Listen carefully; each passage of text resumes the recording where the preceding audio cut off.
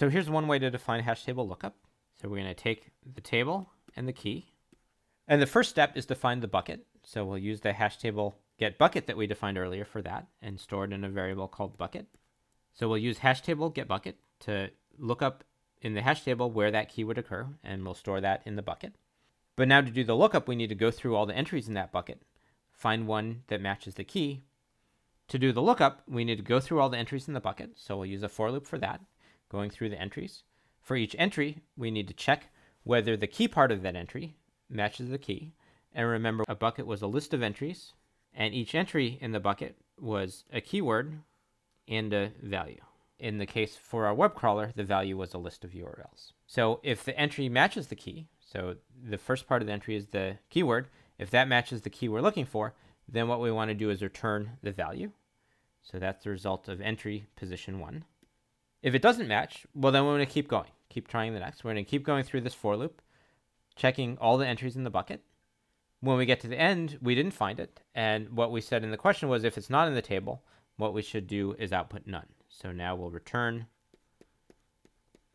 the value none. So let's try that in the Python interpreter. So here's the code. We're defining hash table lookup. We find the bucket. We loop through all the entries in the bucket. If we find one where the key matches, we return the value associated with that key.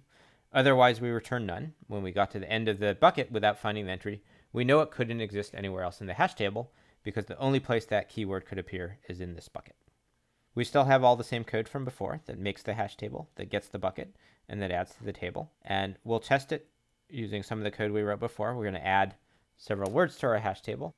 And let's try looking up a keyword. We'll look up Udacity, and we get the value 23, which is what we expect. That's the value that we associated with Udacity.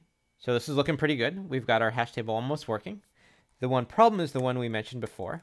If we try to change the value associated with Udacity, and we're going to need to do this for our web index, right? When we add all the URLs to the table, we need to keep adding new URLs. We don't want to lose the one we have, but we want to change the value associated with that keyword.